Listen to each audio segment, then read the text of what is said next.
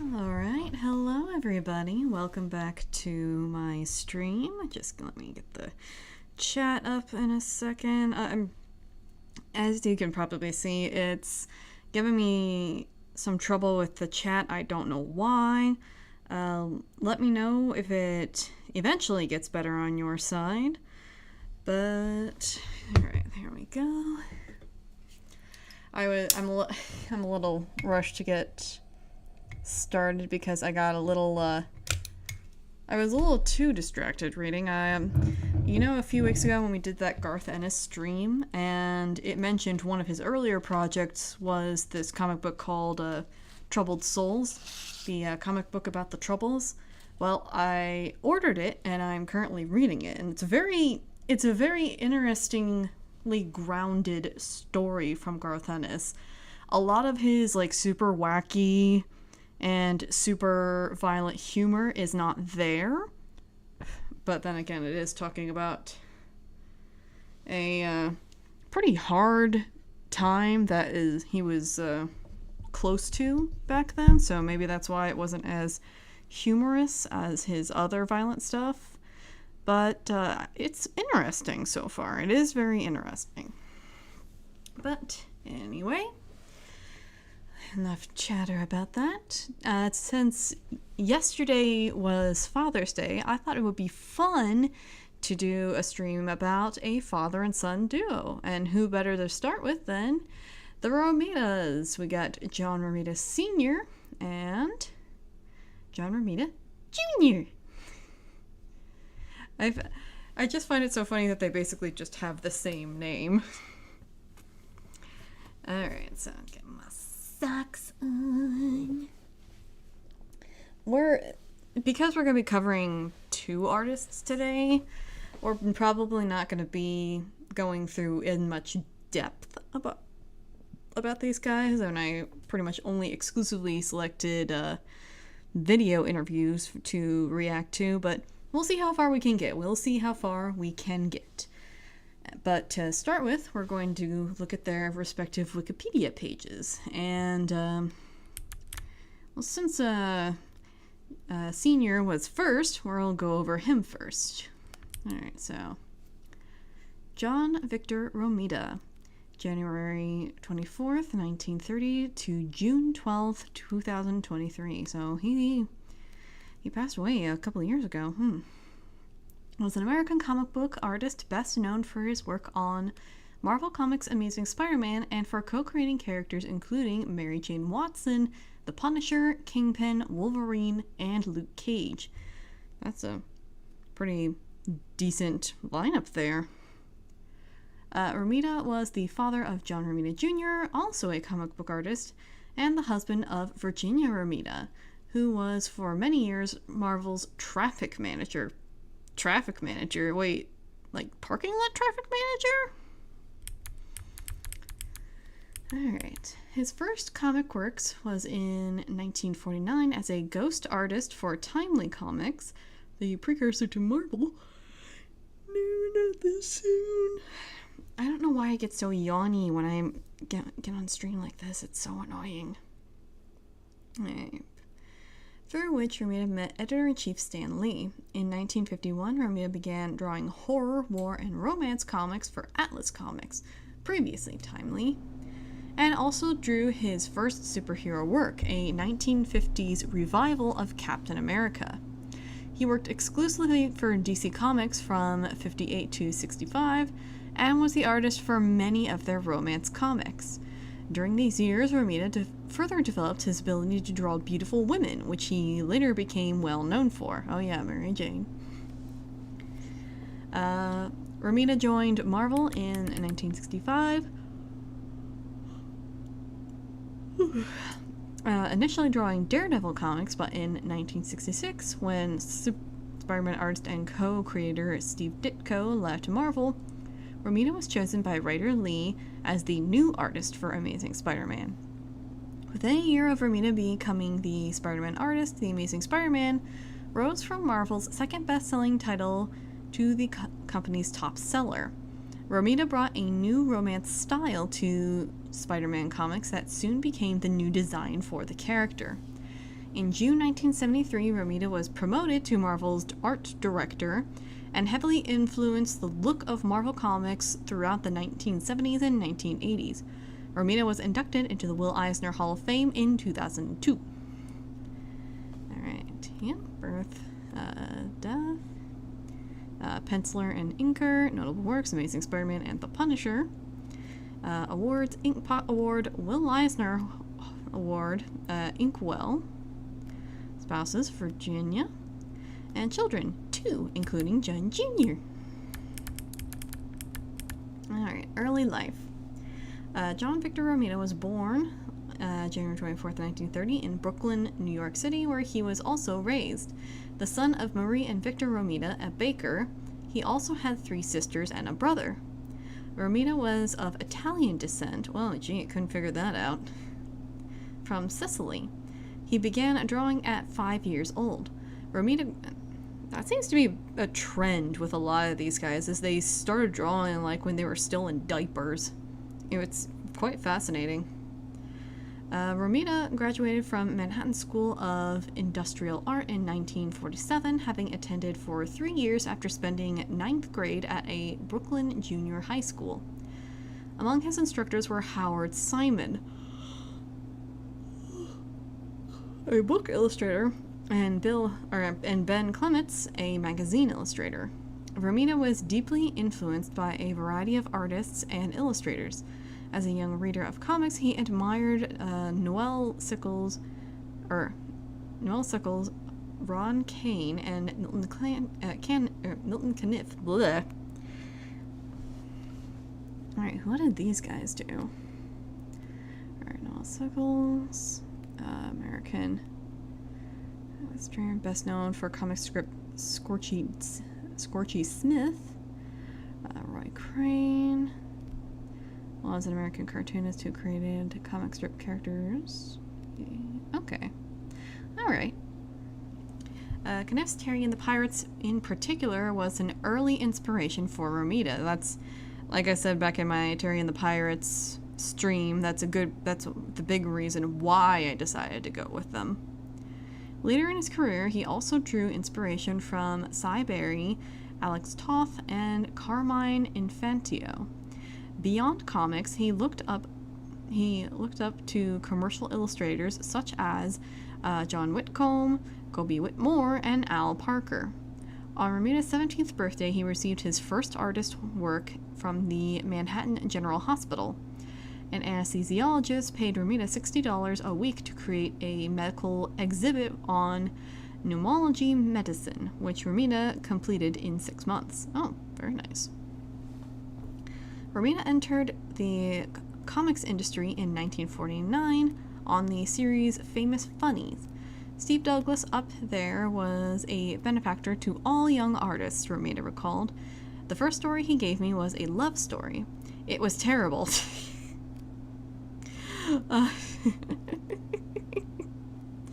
All the women looked like emaciated men, and he bought it, never criticized, and told me to keep working. He paid me $200 for it. Oh, very nice. And never published it. And rightfully so. Well, at least he got better with women. A sip of LaCroix.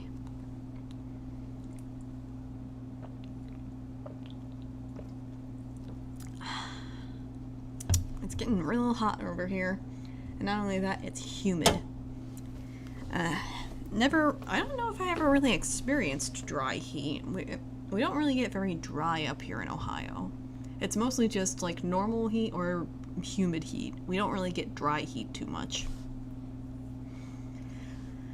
Romita was working at the New York City company Forbes Lithograph in 1949, earning $30 a week, when comic book inker Lester Sakrin, a friend from high school whom he ran into on a subway train, offered him either $17 or $20 a page to pencil a 10-page story, possibly a crime comic, about the 1920s mobsters, for him as an uncredited ghost artist.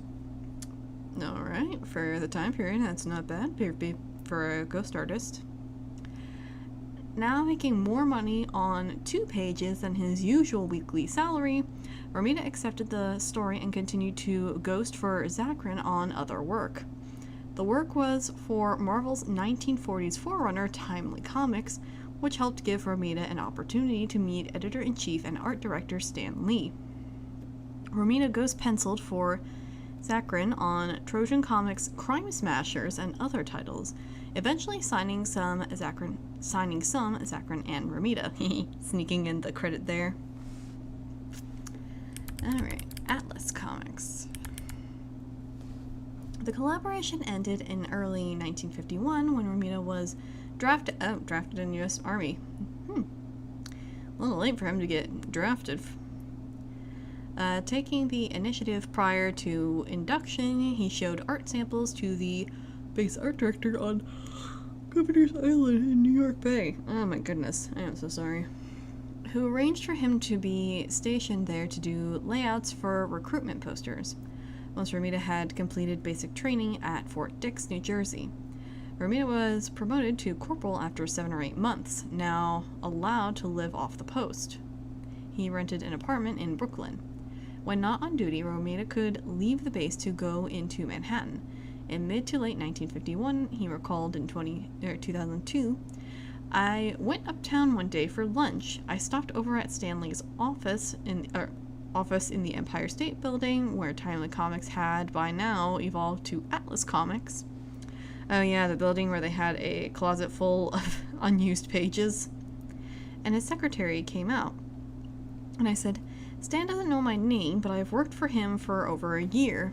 I was in uniform. She must have told him this GI wants to do some comics, and she said, Stan said, here's a 4-page science fiction story. Wait, so did she tell him his name? Oh my goodness. I penciled it and struggled with my first inking. That was my first story I did on my own. I did westerns and war stories then. The collection, Marvel Visionaries John Romita Sr. and former Marvel editor-in-chief Roy Thomas in Alter Ego 9. Each identify that 4-page science fiction story as It, about a murderous alien in the guise of a baby. Interesting. That story saw print in Strange Tales number 4. Although the Great Comics database lists Romita's first identified published comic book work as penciler and inker for the 6-page story The Bradshaw Boys in Atlas's Western Outlaws number 1, published nearly a year earlier. This may refer to a ghost Zakrin story. The Atlas Tales database lists both It and the 6-page Out of My Mind in astonishing number 7, 1951, as Romita's first full penciling and inking, although It carries a later job number 9118 and the other tale 8964. Romita went on to draw a wide variety of horror comics, war comics, romance comics, and other genres for Atlas. His most prominent work for the company was the short-lived 1950s revival of Timely's hit character Captain America in Young Men number 2428, 1953 to 1954, and Captain America number 76 and 78 through 78, May through September 1954. Romita had been offered the Captain America work by Lee after Mort Lawrence's art was deemed unsatisfactory. The character was billed now as Captain America Commie Smasher in the wake of the Cold War and faced enemies associated with the Soviet Union. The series was a commercial failure and was canceled after just 3 issues. I wonder why. Romita attributed the series' failures to the changing political climate, particularly the public opposition to the Korean War. The character subsequently fell out of active publication for nearly a decade. Well, I guess that makes sense. I mean, I think people were just warred out by that time. So they're like, not another war. even though the Korean War is kind of considered like the forgotten war in American history. Additionally, Romita would render one of his first original characters, M11, the human robot, in a 5-page standalone science fiction story in Menace number 11, May of 1954. While not envisioned as an ongoing character, M11 was resurrected decades later as a member of the superhero team Agents of Atlas. Romita was the primary artist for one of the first series with a black star, Waku, Prince of the Bantu, created by writer Don Rico and artist Ogden Whitney. I hope I pronounced that correctly. And the omnibus title Jungle Tales No. 1, September 1954. The ongoing short feature starred an African chieftain in Africa with no regularly featured Caucasian characters. Romita succeeded Whitney with issue number 2.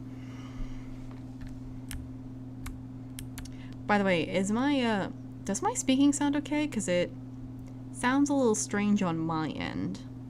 I'm wearing headphones. I can literally not hear anything that plays without my headphones. In the mid-1950s, while continuing to freelance for Atlas, Romita did uncredited work for DC Comics. Romita had been recommended to DC's editors by his artist friend Carmine Infantio.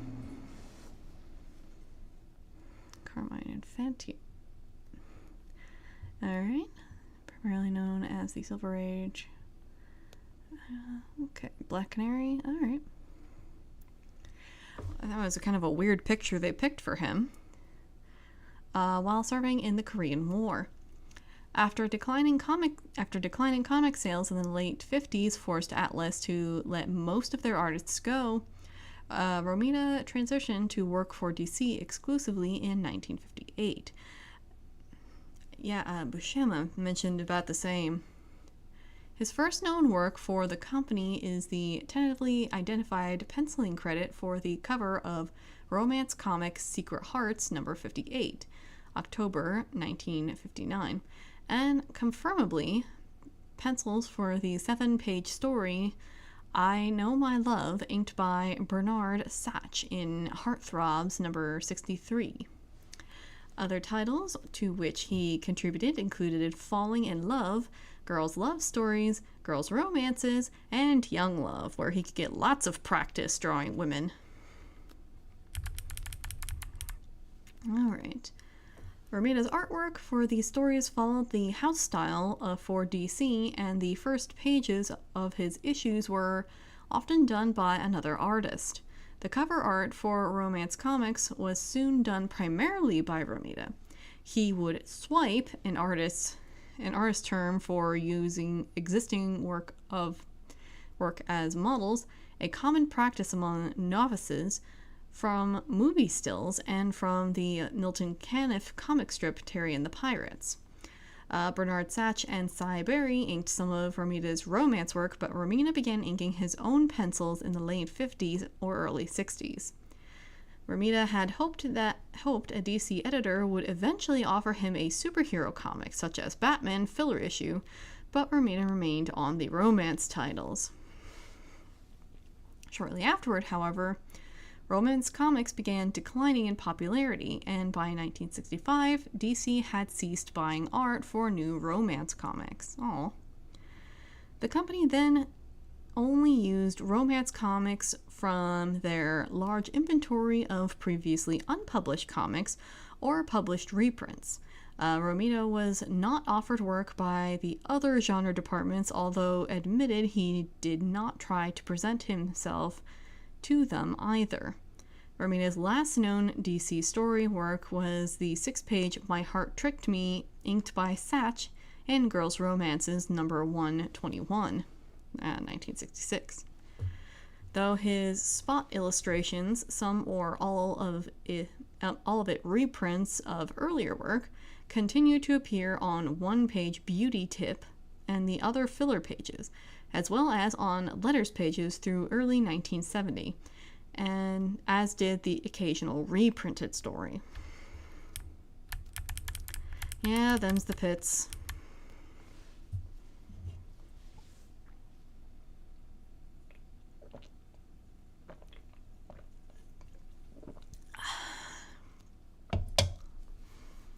I'm starting to get like an addiction to LaCroix.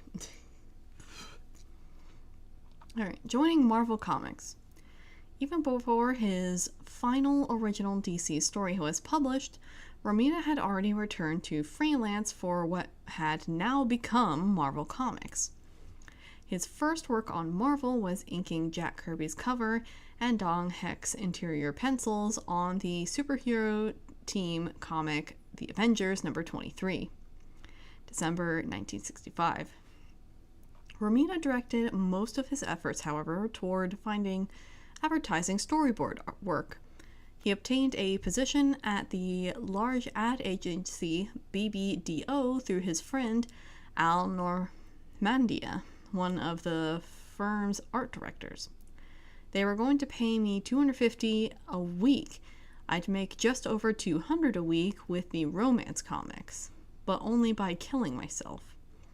With long hours of work, struggling to find new ideas for comics, Romita decided he would only do inking for comics work again.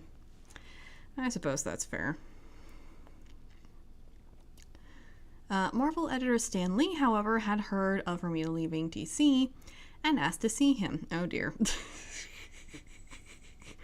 Lee coming in once again to snag another artist. At a 3-hour meeting over lunch, Romita recalled that Lee promised to match the agency's salary if Romita would come work for Marvel. Lee also assured him the freedom to choose his work location, allowing him to work either from home or the office on any given day, based on Romita's own preference. Romita had also received an offer to work in advertising but chose Marvel instead because Lee had promised consistent assignments. Though Romita felt he no longer wanted to pencil in favor of being solely an inker, Lee soon enticed him otherwise. Stan Lee, always the salesman. Right. I had inked an Avengers job for Stan, and I told him I just wanted to ink.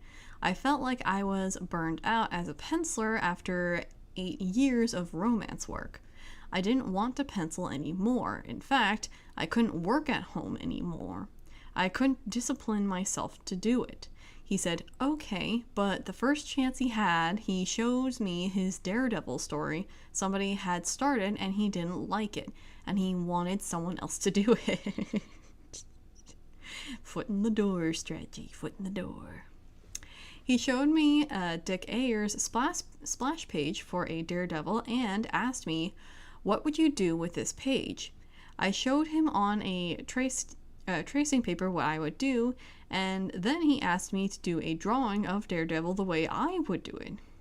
I did a big drawing of Daredevil, just a big tracing paper drawing of Daredevil swinging, and Stan loved it.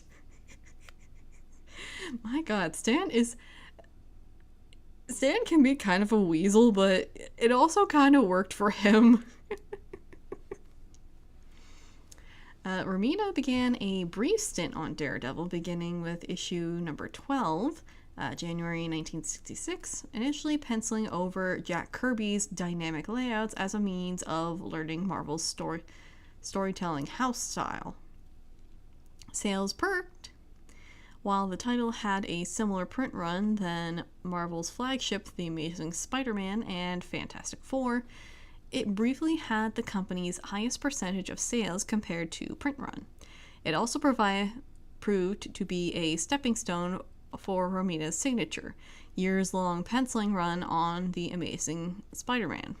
During this time, a DC editor offered Romita to work on their Metamorpho character, but he declined. DC regretting not giving him a chance to work on superheroes. You should have taken him on while you could, DC. Alright. Lee wrote a 2-part Daredevil story for issues number 16-17, with Spider-Man guest starring, to see the character depicted by Romita. Again, Stan Lee just getting his foot in the door. Alright. The reason for the tryout was the growing estrangement between Spider-Man co-creator Stan Lee and Steve Ditko. When Ditko abruptly left Marvel after completing Amazing Spider-Man number 38, Leave gave Romita the assignment. This followed Romita's 8-issue Daredevil run, the cover of the subsequent issue number 20, and an Incidental Hulk and 2 Captain America stories. Tales to Astonish number 77 and Tales of Suspense 76 to 77, respectively. While Romita's depiction of Spider-Man would eventually become the company mascot and the definitive look to the general public, the artist had trepidations. I was hoping against it, believe it or not. People laugh when I say this, but I did not want to do Spider-Man. I wanted to stay on Daredevil. The only reason I did Spider-Man was because Stan asked me, and I felt that I should help out, like a good soldier. I never really felt comfortable on Spider-Man for years. I felt obliged to mimic Ditko because I was convinced in my own mind that he was going to come back in 2 or 3 issues. Yeah, that was not going to happen. I couldn't believe that a guy would walk away from such a successful book that was the second highest seller at Marvel. After 6 months, when I realized it wasn't temporary, I finally stopped trying to mimic Ditko. I was doing these 9-panel pages and the thin line, and I was doing Peter Parker without any bone structure, just like Ditko was doing, I thought. That's so strange that he was... it's kind of funny, but I don't know, there's something kind of adorable about the fact that he tried to keep the style as similar as possible, because it's like, okay, Ditko's gonna come back anytime now to take back his assignment, I shouldn't change up things too much while he's gone. And then once he realized that no, Ditko is gone, he's like, oh, well, okay, I'll just do it my way then. Alright. Romita based the design of Mary Jane Watson on actress Anne Margaret. Oh, nice. Lee later commented that this transition in Romita's style actually worked out for the benefit of the series, as it gradually weaned readers off the Ditko look while ultimately allowing Romita to work in the style he most excelled at. Romita took over the Amazing Spider-Man with issue number 39. His first inker on that would become Marvel's flagship series, on what would become Marvel's flagship series was Mike Esposito, who initially used the pseudonym Mickey Domino to conceal from his regular employer, rival DC Comics. Did no one else at these companies like talk to each other? I don't know, there's something just really strange about the fact that they used pen names to work at the rival company. It's like, do they just not talk to each other at all? Whatever. That he was moonlighting at Marvel. After 3 issues, Romita inked himself for issues 43 to 48, November 66 to May 1967, before Esposito returned uncredited for issue number 49, then as Mickey Domino, until finally taking credit under his own name with issue number 56. Sounds like DC lost another person. Except for one issue, number 65, inked by his successor, Jim Mooney, the Romita Esposito team continued through issue number 66, establishing the new look of Spider-Man. The Amazing Spider-Man had been Marvel's second best-selling title at the time Romita began drawing it. Within a year, it overtook Fantastic Four to become the company's top seller.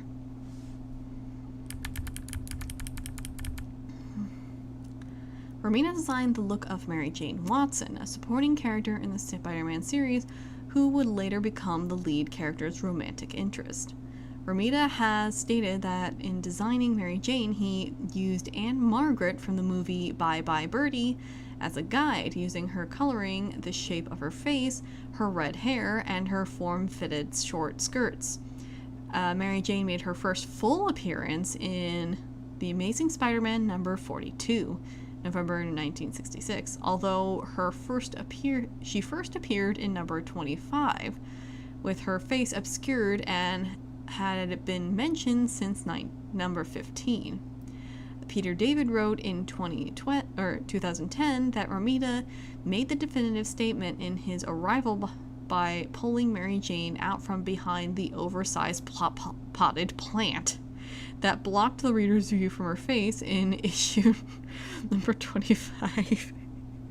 They just covered her face with a pot? And placing her on panel in what would instantly become an iconic moment. Other characters that debuted in the Lee Romita era included the Rhino in number 41, the Shocker in number 46, the Kingpin in number 50, and George Stacy in number 56. Romita based George Stacy on actor Charles Bickford.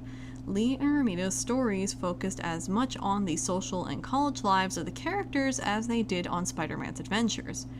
The stories became more topical, addressing issues such as the Vietnam War, political elections, and student activism. That one time Spider-Man was yelling at the protesters. Alright, Romita increasingly called upon to do art corrections and touch-ups, and to interface with artist forever busy editor Lee, became Marvel's de facto art director.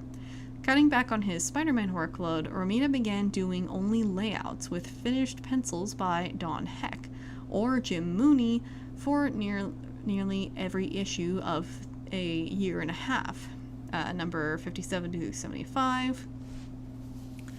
Romita then stepped back for 6 issues, drawing only covers, while John Buscema laid out issues number 76 through 81 for others to finish.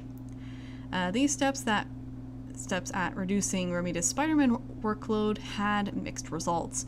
Romita recalled in 2001 saying, "Stan was always trying to speed me up. He had Don Heck pencil over my breakdowns for a while. Then, when Don had finished the pencils, Lee would call me in to fix up anything that he didn't like. Even after it was inked, he'd have me change what the inker had done. I told him this was supposed to save me time, but it isn't." No, it is not. That sounds awful. Romita's initial run on the title, abetted by the 3 other artists, lasted through issue number 95. Gil Kane succeeded him as Spider-Man's regular pencil through issue number 105. Alright, and Romita then began a second stint doing full pencils for issues 105 to 115 and 119, and providing occasional inking and most of the cover art through issue number 168.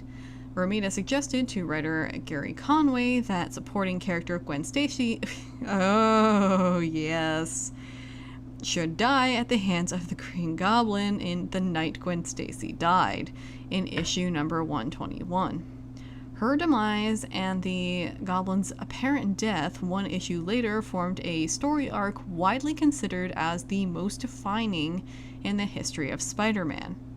In a June 2017 interview with Sci-Fi Wire, oh yeah, I think we might get to that, Romita named The Amazing Spider-Man number 108 and 109 as the 2 stories he was proudest of, explaining that by the time he did those issues, he was no longer invoking Steve Ditko and was asserting his own style as an artist.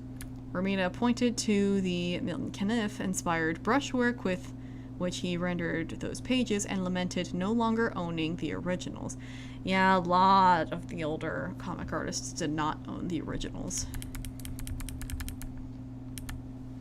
Alright, comics historian.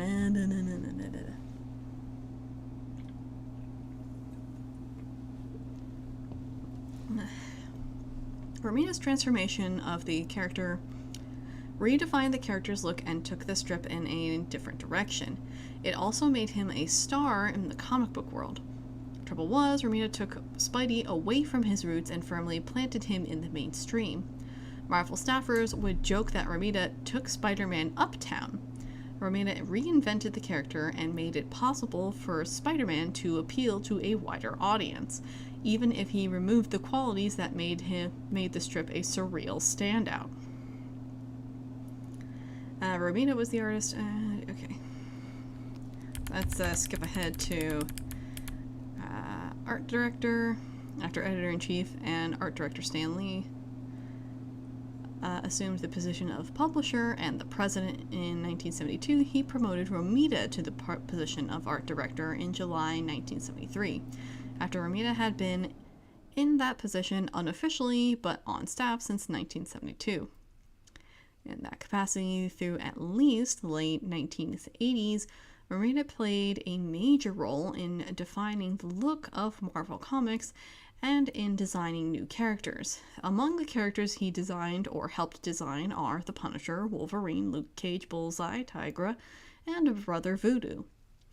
Romita's cat-like design for Wolverine was based on an encyclopedia description he found on Wolverines as vicious short animals with claws.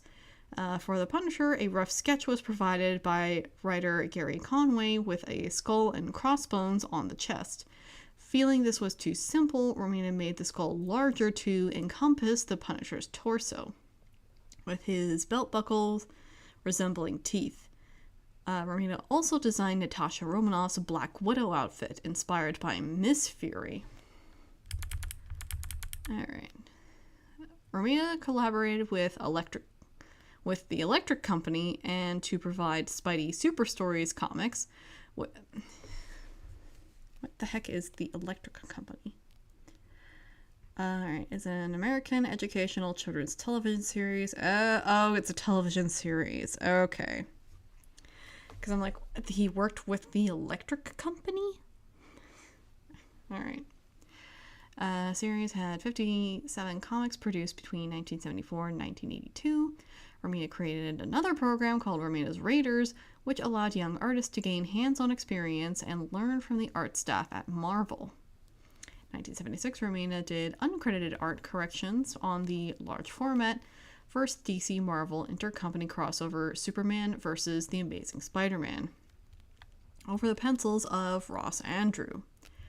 Later that same year, Romita inked Jack Kirby's pencil work on Captain America's Bicentennial Battles, a one-shot story published in an oversized treasury format. Around 1980, Romita's art directing duties expanded from comic books to special projects. His duties include supervising and hiring other artists, providing corrections and cover sketches when needed, and drawing art for various merchandise.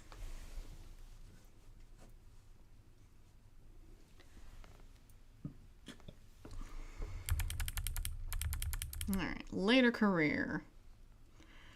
Romita inked the debut for new Captain Marvel, Monica Rambeau, in The Amazing Spider-Man Annual number 16, and the first appearance of the Hobgoblin in Amazing Spider-Man number 238. He was one of 6 pencilers on Peter Parker, the Spectacular Spider-Man in 121, December 1986. Alright, pencil. Trying to skip ahead a little bit so we can get to Junior at some point. Alright, Romita both penciled and inked the 10-page backup story, The Kiss, a flashback to which Peter Parker and his girlfriend Gwen Stacy shared their first kiss. Drew an alternate version. Alright, early 2000s. Romita contributed to multi-artist jams in commemorative issues. He did a panel in Captain America Volume 3. Starring the first Marvel superhero he had drawn, a portion of Iron Man Volume 3. Alright, a Romita image of Spider-Man and a Hulk image penciled by Rich Buckler and inked by Romita were among the Marvel superheroes set of commemorative stamps issued by the U.S. Postal Service on July 27, 2007. As of 2013, he served on the Disbursement Committee of comic book industry charity, the Hero Initiative. Alright, we already got through his awards. Now, personal life. John Romita Sr. married childhood sweetheart Virginia Bruno. Oh, they were childhood sweethearts. Who worked on staff at Marvel as traffic manager from 1975 to 1996. Again, what do they mean by traffic manager? They lived in Brooklyn's Benhurst neighborhood until 1954, when they bought a house in the Queens neighborhood of Queens Village. Some years later, the family moved to Bellerose, New York on Long Island. Romita and his wife had two sons, Victor and John Jr., born August 17, 1956, who followed in his footsteps and became a noted comic artist himself. At the time of his death, Romita had 3 grandchildren and 1 great-granddaughter. Aww. Alright, and Romita died in his sleep at his home in Floral Park, New York on June 12, 1923, at age 93. The news was broke by his son, John Jr., the following day. Well, at least he had a peaceful death. Artistic style. Romita has been credited with creating a new Spider-Man art style with romance and adventure influences that appealed to an even wider audience. He drew a more handsome Peter Parker and beautiful women, and depicted beautiful suffering that combined soap opera and fantasy themes. The Romita?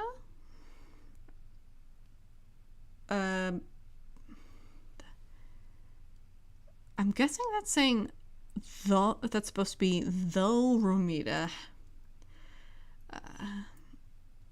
Okay. Has been described as the artist's line work became more rounded, and his depiction of women in particular became a real strength that would sustain him in years to come. His women were described as fair of face but realistic rather than stylized, and displayed distinctive personalities through body language. Comics artist Alex Ross has stated, "For me, John's Spidey is a design of such perfection and beauty so as to be simply the greatest looking character in comics by his hand." While working on DC's romance comics, Romita, finding the stories dull and repetitive, began looking for ways to add more personality into the artwork. For example, Romita would add flowing hair on women or objects moving in the wind for panels that had little happening and depicting characters from unique angles. Like I said, he may not have started off drawing women well, but I think with the romance comics, he eventually learned how to get good. Alright, after moving to Marvel, Romita was known for drawing stylistic, deep shadows, and defined bone structure. So before we get to Junior, let's take a look at some of Romita's work. Of course, the iconic panel of Peter Parker quitting Spider-Man.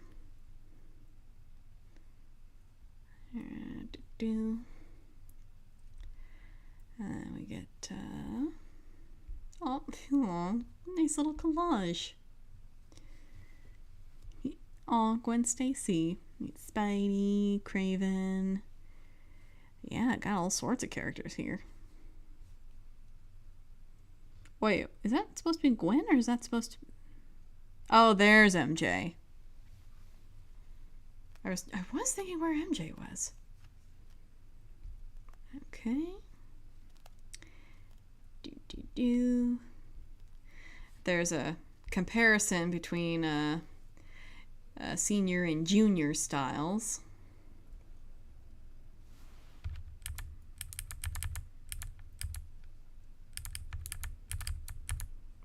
But yeah, here we are. Well, let's get this one.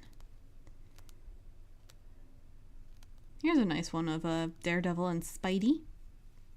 I do like how he draws Daredevil too.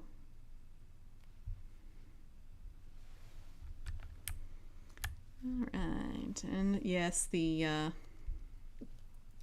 iconic, once it loads, face it, Tiger, you just hit the jackpot.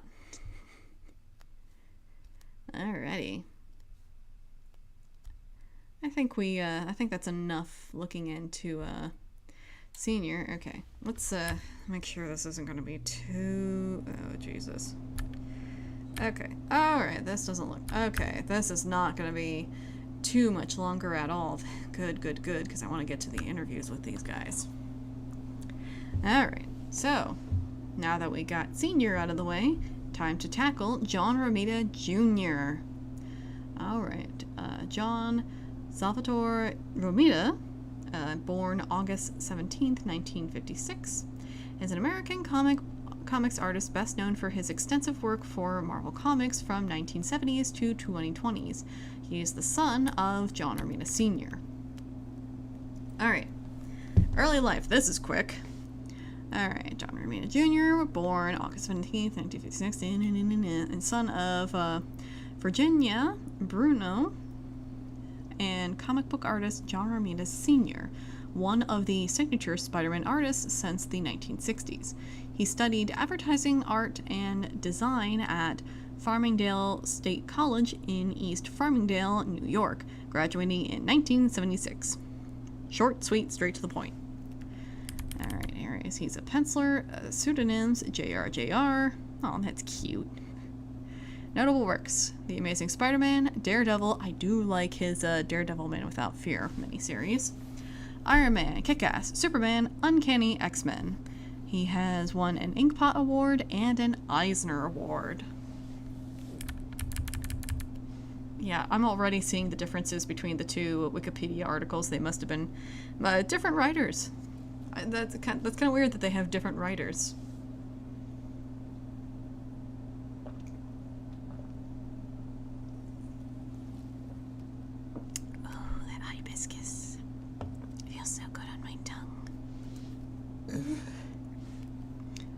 Alright, career. Alright, Romita Jr.'s first contribution to Marvel Comics was at the age of 13. Oh dang, he got going pretty quick too. With the creation of the original Prowler, a sketch of which Romita had produced. Editor Stanley liked the name but not the costume. Romita combined the name with a design that he had previously intended for a character called the Stalker, that was intended for the never-published Spectacular Spider-Man #3. Inspired by Romita's drawing, Lee, John Buscema, and Jim Mooney created the Hobie Brown version of the character that would debut in Amazing Spider-Man #78. Did Romita get credited for that? Romita Jr. began his career at Marvel UK, doing sketches for covers of reprints. His American debut... Why did he start in Marvel UK? That's bizarre. Maybe it was to prevent him bumping in with his dad and preventing, favoritism and all that jazz. Alright, his American debut was a pin-up on Kid Colt Outlaw number 218, and 2 months later with a 6-page story entitled Chaos at the Coffee Bean. What? Chaos at the Coffee Bean? In the Amazing Spider-Man Annual number 11. I don't know why I find that title funny. Alright. Romita's early popularity began with his run on Iron Man with writer David Michelini and artist Bob Layton, which began in 1978. The creative team introduced several supporting characters, including Tony Stark's bodyguard girlfriend, Bethany Cabe, and rival industrialist Justin Hammer. In the early 1980s, he had his first regular run on the series The Amazing Spider-Man, and also was the artist for the launch of the Dazzler series. He and writer Dennis O'Neil introduced Madam Web in The Amazing Spider-Man 210, November 1980, and Hydro Man in issue 212, January 1981.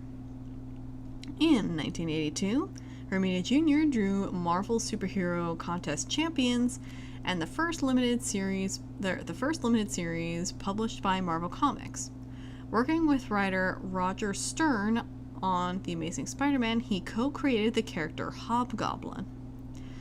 from 1983 to 1986, he had a run on the Uncanny X-Men with Dan Green and author Chris Claremont, and co-created Forge.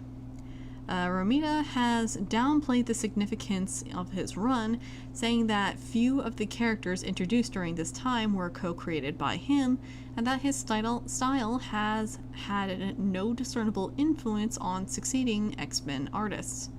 His relationship with Claremont was rather cool at the time, as Claremont did not like his work as much as other artists he had previously worked with. He would return for a second run on Uncanny X-Men in 1993, which he said he liked better because of getting to work with writer Scott Lobdell. Yeah, different writer. Alright. Oh my...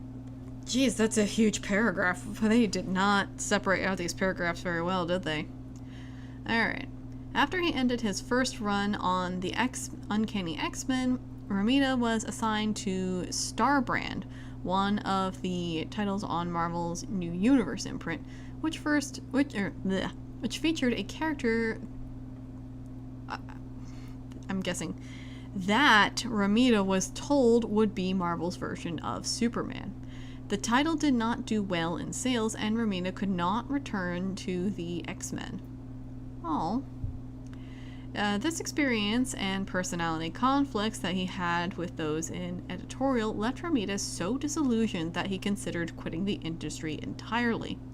However, editor Ralph Macchio approached him one day as Romita was leaving the Marvel offices and asked him to consider working on Daredevil. Romita had never considered working on that character despite the fact that his father had done so, but Macchio said he would be paired with writer Ann Nocenti. Oh yeah, the Nocenti run. And that he would not only be allowed to do full pencils for the first time, having previously been restricted to doing only breakdowns, but would also collaborate on plots and be allowed to choose his own inker. A skeptical Romita jokingly said he wanted Ali Williamson, and was surprised when Williamson was assigned, as confirmed. What was assigned was when Williamson was assigned was assignment, I think is what they meant, was confirmed a day later. For Romita himself,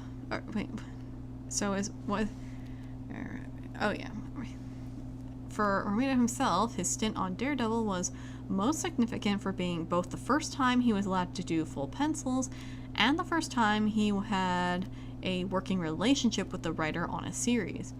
He later remarked that, "I finally felt like I was part of the creation process for the first time while I was on DD." In a 2017 interview with Sci-Fi Wire, and again, I think we're also going to be seeing that, Romita stated that this run invigorated his enthusiasm for comics work, marking a turning point in his career. His run on the title from 1988 to 1990 included the creation of long-running Daredevil nemesis Typhoid Mary. After Daredevil 282, Romita left the series to pursue other projects, though his experience on Daredevil would influence his later return to the character with Frank Miller. Ooh, yeah. He did that iconic image of Spider-Man. I really like that. Stan Lee interviewed Romita and his father in episode 8 of the documented series Comic Book Greats. I wonder if we can find that episode. It would be cool if we could get both of them. We shall see. Alright. He worked on a host of Marvel titles during the 1990s, including a return to Iron Man for the second Armor Wars story arc, written by John Byrne,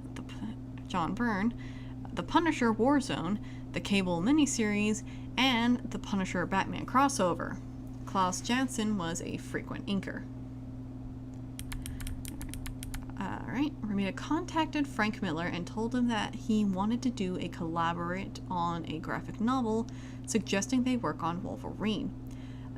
Miller dismissed this, saying that too many other creators were producing books featuring that character, and instead sent Romita a rejected 64-page film treatment for what was essentially a Daredevil Year 1 type story. After Romita completed adapting the story into comics form, Miller told him that he had written an addendum to be set in between pages 17 and 18, which ended up adding 84 more pages to the book, changing its format. The result was a 144-page, 5-issue miniseries, Daredevil: The Man Without Fear. I would be a little pissed off if I got done and they're like, oh, by the way, we're going to be adding all this extra work too. Which was published in 1993. The book was a retelling of the character's origin, which reunited Romita with Williamson on inks. In multiple interviews, Romita said that in terms of storytelling, he thought that The Man Without Fear was the best work he had ever done, due to the strong storytelling and the quality of the story. Elements from the storyline were adapted in the 2015 Netflix series Daredevil. Alright. In July 1998, Dan Jurgens and John Romita Jr. relaunched the Thor series. A January 1999 reboot of Peter Parker Spider-Man was handled by Howard Mackie and John Romita Jr. Why is this? Okay, where the hell are all the big paragraphs now? Why is it suddenly all in choppy sentences? Alright. In 2001, Romita returned to Spider-Man for a collaboration with writer J. Michael Straczynski, beginning with Spider-Man Volume 2, number 30. The creative team produced a story for issue number 36 that served as a memorial to the victims of the September 11th attacks. He drew Marvel's Wolverine with author Mark Millar. 2004, Romita creator-owned project The Gray Area was published by Image Comics. He subsequently worked on the Marvel series Black Panther: The Sentry and Ultimate Vision, a backup feature in the Ultimate Marvel line written by Mark Millar. 2006, Romita collaborated with writer Neil Gaiman on a 7-issue miniseries reinterpretation of Jack Kirby's characters in The Eternals. Romita worked with Greg Pak on the 5-issue central miniseries of Marvel's 2007 crossover storyline, World War Hulk. Alright, 2008, Romita returned to The Amazing Spider-Man. He also collaborated once more with Millar for a creator-owned series, Kick-Ass, published by Marvel Icons imprint. This was later adapted into the 2010 film Kick-Ass. Romita, one of the producers, directed an animated flashback sequence in the film. Also in 2010, he relaunched the Avengers title with popular writer Brian Michael Bendis as part of the Marvel's Heroic Age initiative. Alright, in April 9th, 2011, Romita was one of 62 comic creators who appeared in IGN stage at the Kapow Convention in London to set 2 Guinness World Records, the fastest production of a comic book and most contributors to a comic book. Oh, I've heard of that before, yeah. With Guinness officials on hand to monitor their progress. Writer Millar began work at 9 a.m. scripting a 20-page black and white comic book of his character Superior, with Romita and the other artists appearing on stage throughout the day to work on the pencils, inks, and lettering, each drawing a panel. The book was completed in 11 hours, 19 minutes, and 38 seconds, and was published through Icon on November 23, 2011, with all royalties being donated to York Hill Children's Foundation. Oh, that's nice. Charity! Alright. On May 4th, 2012, Romita set out to break his own record for continuous cartooning to support the charity Candlelighters Childhood Cancer Foundation of Nevada. He attempted to continuously sketch characters and sign copies for 50 hours straight. Oh, that's brutal. All right. 2014, Romita Jr. became the penciler of the DC Comics flagship title Superman, starting with the issue number 32, in collaboration with writer Jeff Johns. Romita Jr.'s Superman pencils have been inked by Klaus Janson. 2016, Romita Jr. and writer Scott Snyder collaborated on the All-Star Batman series as part of the DC's Rebirth relaunch. Romita Jr. and writer Dan Abnett created the Silencer series as part of DC's Dark Metal line. In addition, Romita worked with Frank Miller on Superman Year One miniseries. These... I really don't like how they did his Wikipedia compared to Senior's Wikipedia. In 2020, Romita drew Kelly Sue DeConnick's story 4 in Detective Comics, 1027th issue. In 2022, he once again returned to the Amazing Spider-Man title, this time with writer Zeb Wells. I think he has since left Marvel. Alright. Romita's art influences include his father, John Romita Sr., as well as comics artist Jack Kirby and John Buscema. The Wealth family of painters, who the hell are they? Known as N.C. Wealth, American painter. Oh, okay. Okay. And illustrator Charles Dana Gibbons. Having illustrated both gritty street-level stories of characters such as Spider-Man and Daredevil, and cosmic stories such as those starring Thor, Romita says he prefers the former because that is where I grew up. I used the same approach to each of the different story types. The story tells me what to do. He prefers to work in the Marvel method. Some artists do and some artists don't. If you guys are an artist, which would you prefer? Do you prefer a detailed script or do you guys prefer like the Marvel method of things? I've stated several times before that I absolutely could not do the Marvel method myself, but yeah, decent bibliography. Okay, well, I have fully developed some cottonmouth here, so let's get into some interviews. Let's see how long these guys are, because first I want to look up that let's see, comic book greats.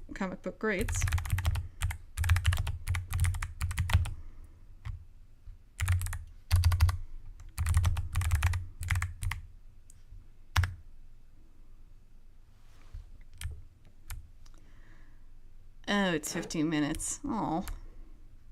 Well, I'll link it down below so you guys can watch it, because I don't want to do 50 minutes of that episode, and I also just do not want to get copyright struck. Okay, so we'll not do all of the comic book greats here. Look at that hair. Oh my god.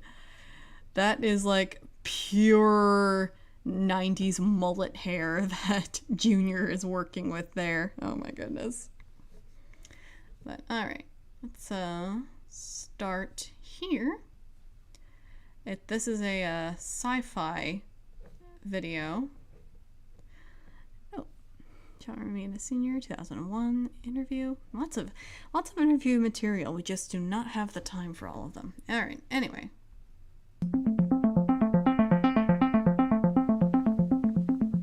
I'm Mike Avila with Sci-Fi Wire, and I don't like to use the term legend too often because sometimes it can be overused, but in this case, it's perfectly deserved. I'm here with the legendary comic book artist, John Romita Sr., Jazzy John Romita, if you don't mind me calling you the Jazzy one.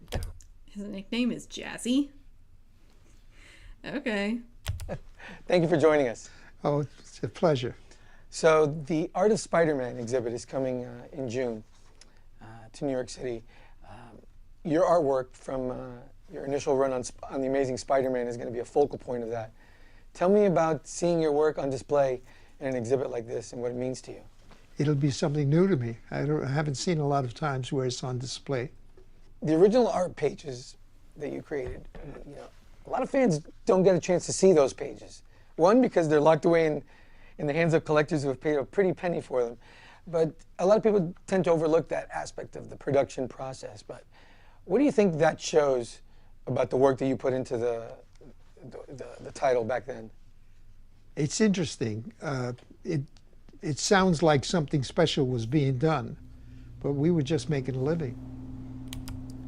That's it's actually kind of depressing to hear him say that. But then again, that's kind of just how everybody thought about comic books back then. I don't think any of them were thinking that anybody would be considering it like super high elite art. The urge to make it as good as possible was so that we would get another payday.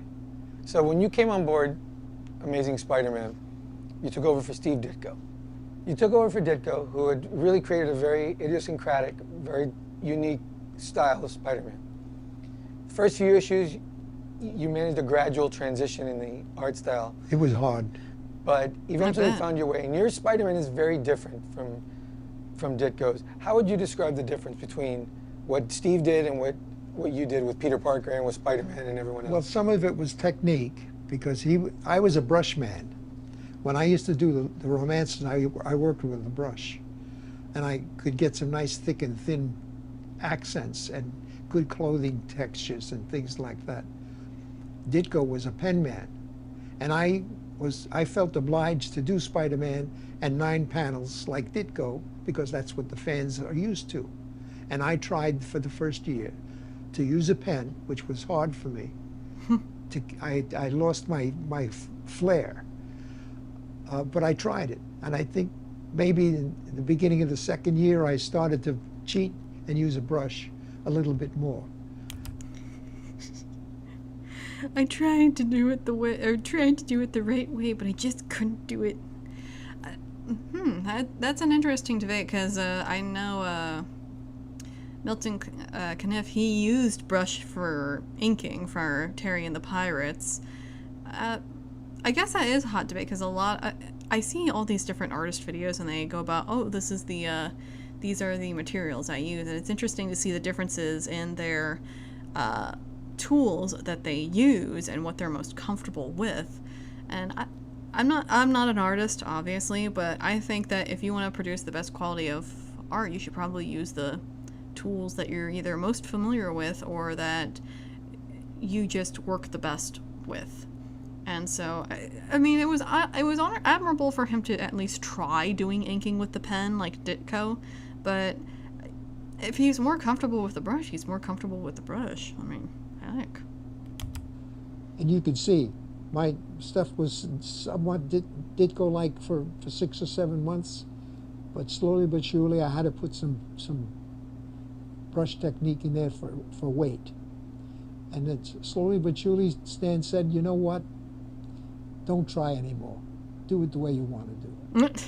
Is there a specific issue, Spider-Man, that you remain proudest of? Two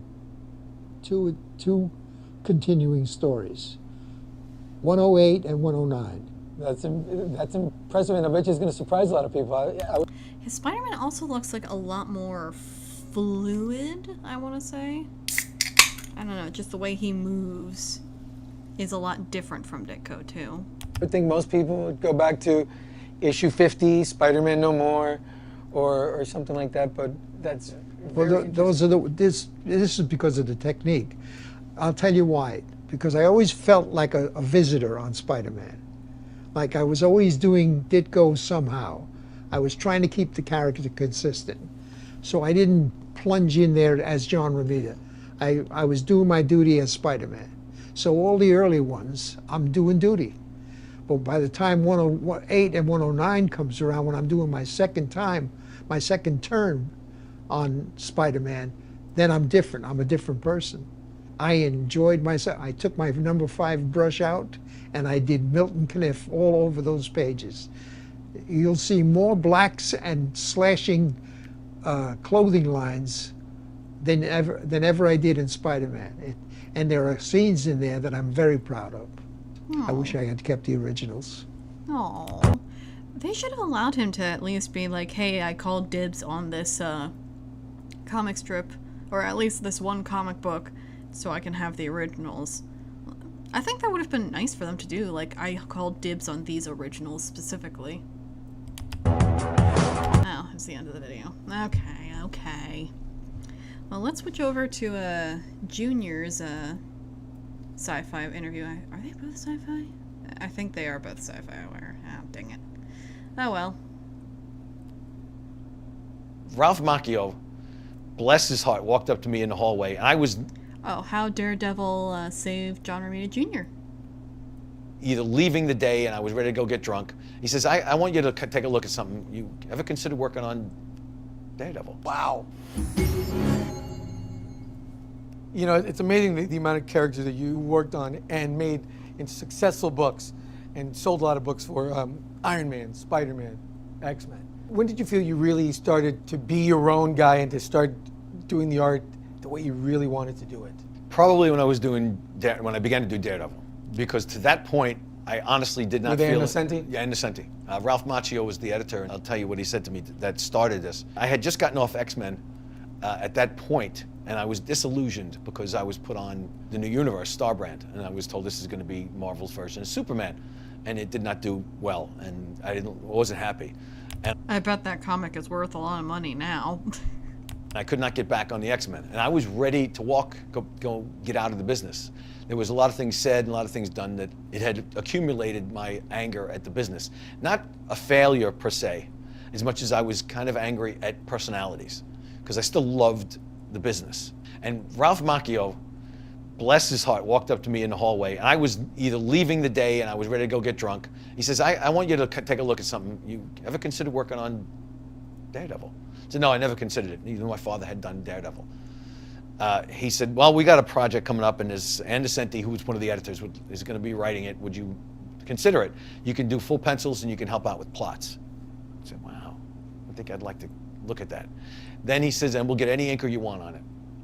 I said, give me Al Williamson. I was joking. Al Williamson. Wow. He says, I'm going to call Al. 24 hours later, Al Williamson said, yeah, I'll work with John Romita Jr.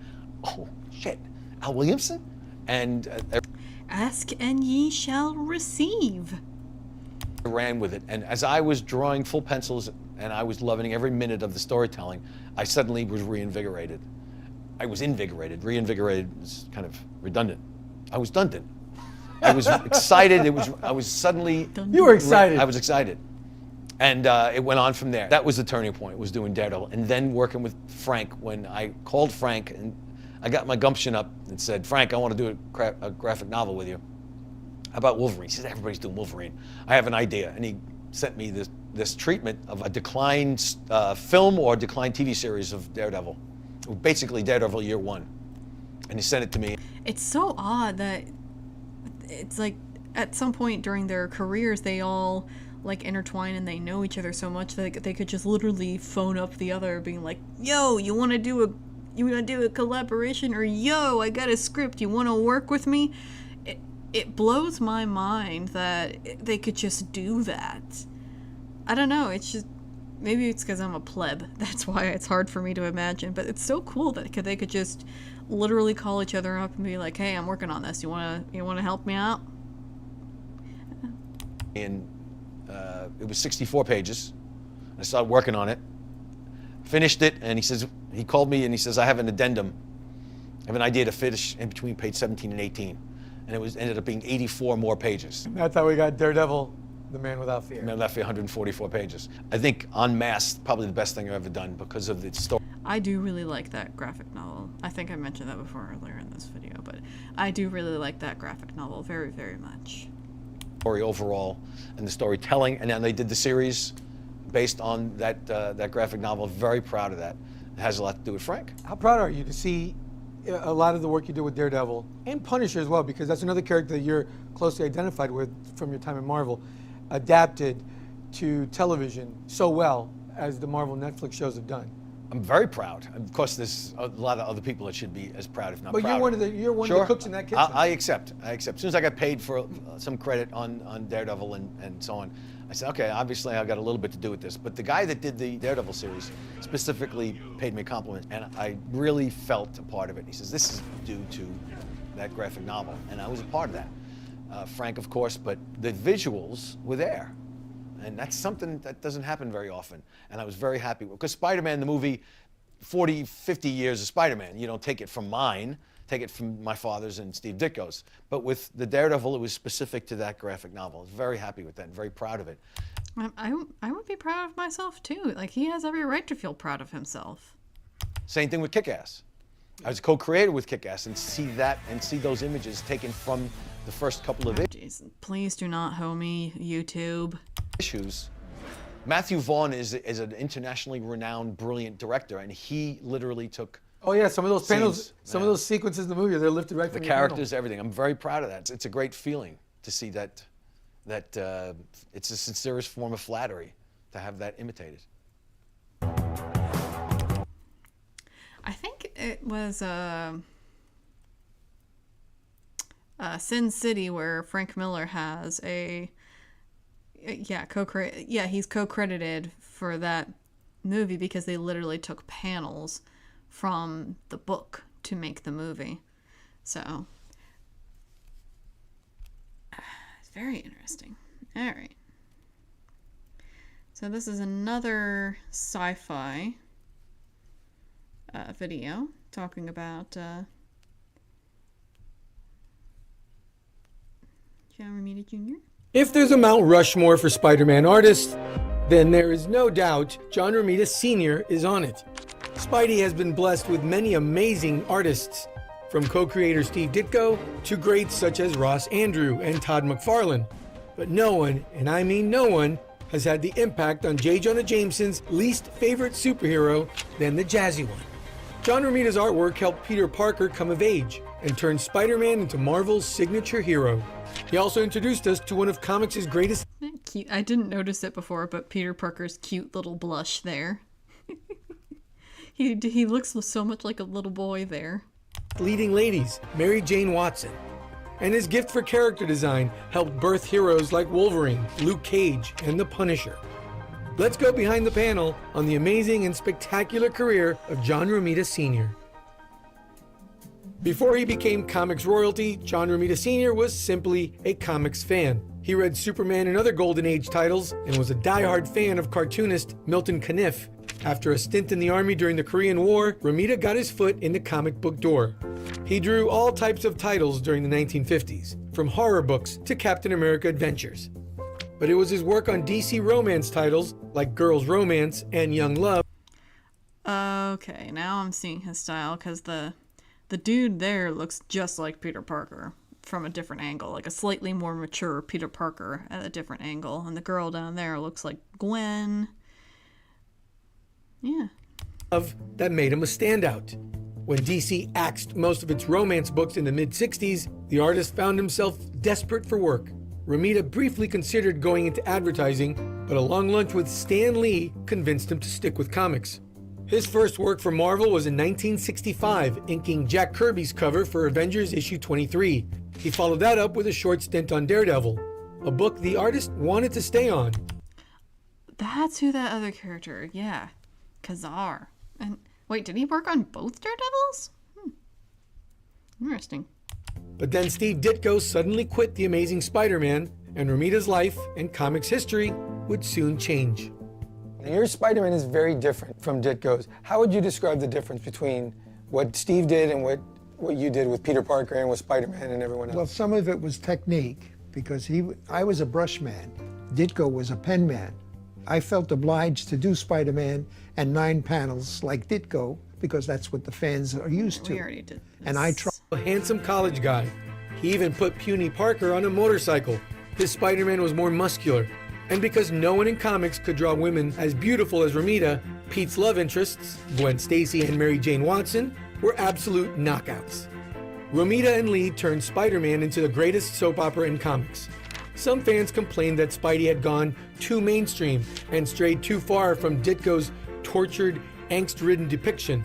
But within a year of Romita's arrival, I mean, I think that's more of like a potato-potato type situation. It's like, as much as you want to complain about it, it's just Ditko decided to leave. That was the end of that. They needed a new artist. I mean, the artist was going to be different either way, and if you wanted, and they wanted to increase the popularity of the comic book, and the way you increase the interest for the comic book is make it a little bit more accessible for the mainstream.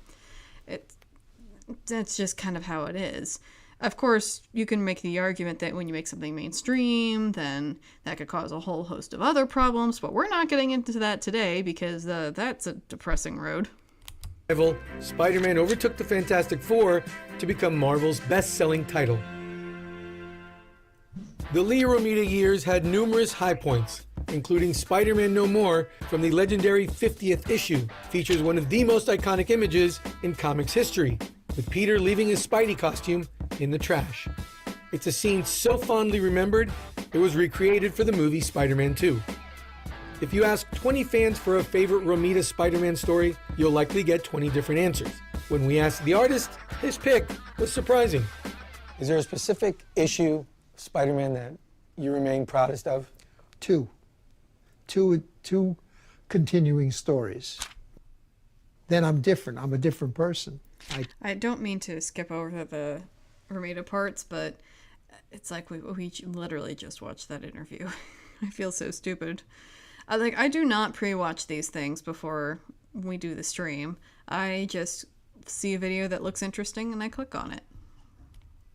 Took my number 5 brush out and I did Milton Caniff all over those pages. You'll see more blacks and slashing clothing lines than ever I did in Spider-Man. And there are scenes in there that I'm very proud of. I wish I had kept the originals.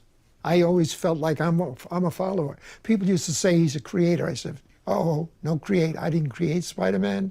I didn't create any of this. Ditko, Stan, they created Spider-Man. What I'm doing is I'm illustrating it. I'm an illustrator and I'm a storyteller, but I didn't create anything. I always tell them, never call me a creator. Of course, I guess that's fair, but I don't know. He did it's not that it's like a soup. Like you can say that two people created a soup, but sometimes somebody else will come along and add things to the soup that makes it better and makes it more palatable for other people, you know. It's like, no, you did not create the soup, but you did make a soup that a lot of people like. So it's like, you deserve your flowers there, man. He was much more than just an illustrator. He co-created classic Spidey villains, such as the Rhino, the Shocker, and the Kingpin. As the co-architect of the stories, he was as responsible as anyone for the personal melodrama that was the secret to Spider-Man's success. When Jerry Conway replaced Stan Lee as writer of The Amazing Spider-Man, it was Romita who provided a steady, experienced hand for a smooth transition.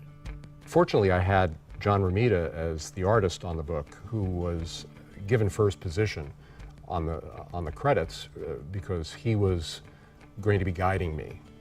And that really helped a lot in that first year that I was working on the book. During the 1970s, Romita became Marvel's art director. His fingerprints were all over the company's publishing output during that decade.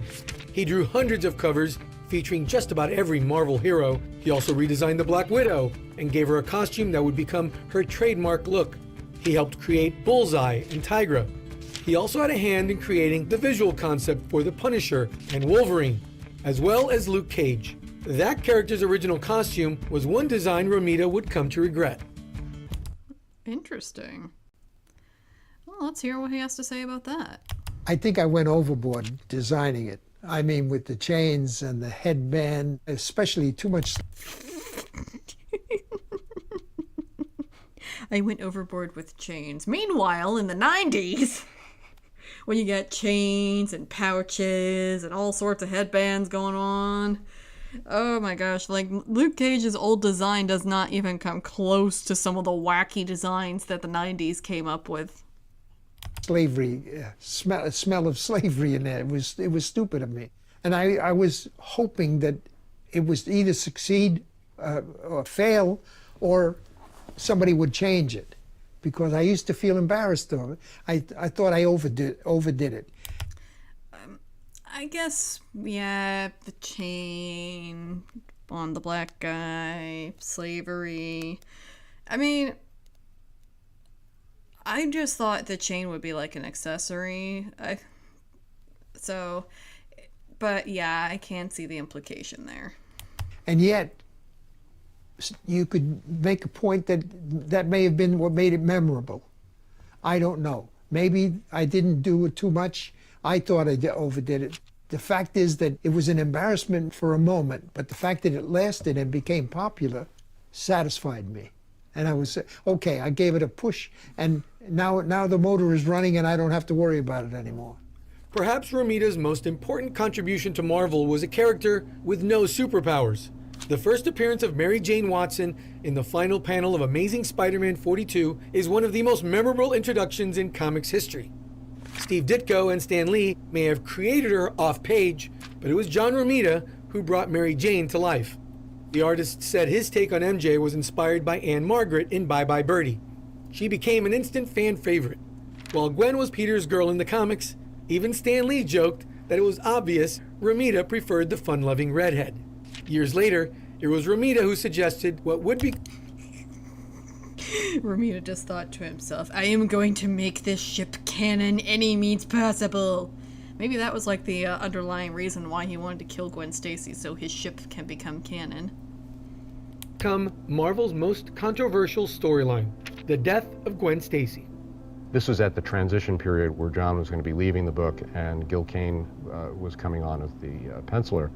But before he left, John was saying, you know, we need to do something to shake up the readers and to make them recognize that there are consequences. So he thought we should kill off a major character. Milton Caniff was my idol. Terry and the Pirates was the best scripted strip in history. I'm 13 years old, 14 years old, and I'm in a grocery store. Two grown men are in front of me in the grocery store. And they say, did you hear Raven Sherman died, was killed? And I'm saying to myself, holy mackerel, grown men are talking about Raven Sherman. I thought I was the only guy that thought these people were alive. As a kid, that's my domain. Terry and the Pirates, what are you doing talking about Raven Sherman? Important characters you kill, because that's if you want to shock your reader and say this is really happening. Make them believe this is possible. That's the reason I did it. Jerry Conway said, I think it's a good idea. He seems to have forgotten that's what I told him.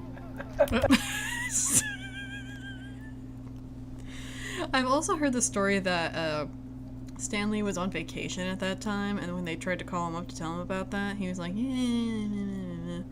And then he came back to the shitstorm that is the fans just being absolutely pissed about Gwen Stacy being dead. I mean, nowadays, well, and after that, Stan Lee has said that he absolutely did not like the death of Gwen Stacy, and I've heard people say that he's probably saying that now in hindsight because he read the room with the fans and he's siding with the fans on this one. I don't know. What do you guys think? Do you think that he actually hated the death of Gwen Stacy, or do you think that it's just to him it was just business? I don't. It could be a coin flip for me, because it seems like quite a few people in Marvel at that time, they didn't really think Romita was serious when he says, I'm going to kill off Gwen Stacy. At least that's the vibe that I get. But the truth of the matter is, the proof of the pudding is, we're still talking about it. Am I right? Am I wrong? It was as big a shocker as you've ever seen in comics. And if Aunt May had died, they would have forgotten about it the next day. And then Stan was out of the country. You guys did it when Stan was out of the country. Oh, he was mad as hell. So he was mad as hell. Okay, never mind. But I always tell them, Stan, they're still talking about it. With Gwen gone, MJ would eventually become the love of Peter's life and the most important character in the Spider-Verse outside of Peter Parker.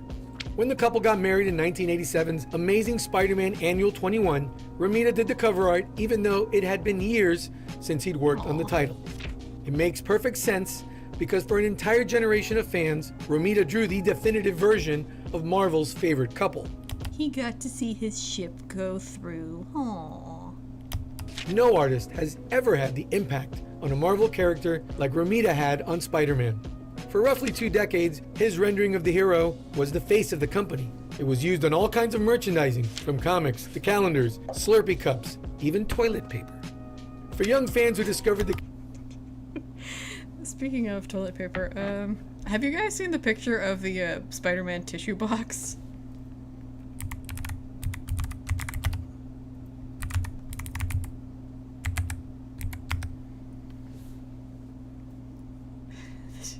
I think I see it there. Yeah, where is it?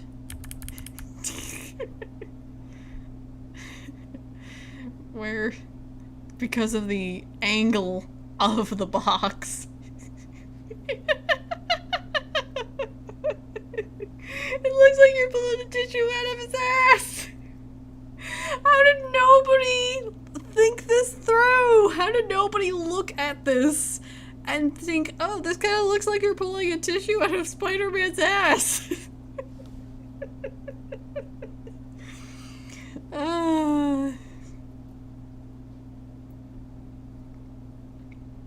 Character through the Spidey Super Stories comics, it was Romita's wall crawler they first saw, since he did nearly every cover for the series.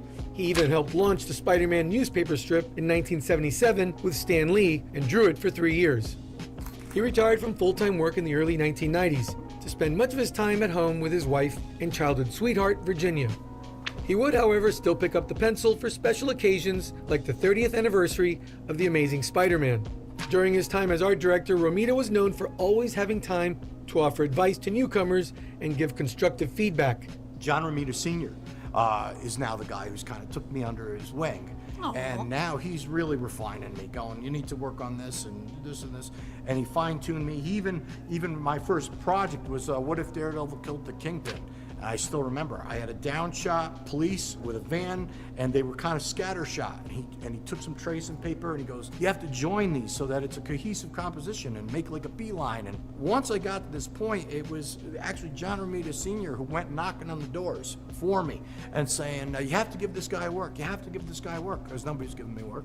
And so he got me a bunch of one-shots. One young artist who didn't get much help from Romita was his own son. John Romita Jr. is a superstar in the business in his own right. But when he was looking to launch his career, his dad wouldn't even hire him. A few of my colleagues had sons and daughters that wanted to be artists and would be given a shot. Most of them failed. And I figured if my son tries to get into comics, I know he could draw, but he wouldn't let me see his drawings for a long time. He said they're not good enough. All I knew is that if he ever got into comics and failed, it would be a wall between us. I wouldn't be able to talk about comics in the house. It would be a downer. And I just hoped he wouldn't do it because I didn't want to take that chance.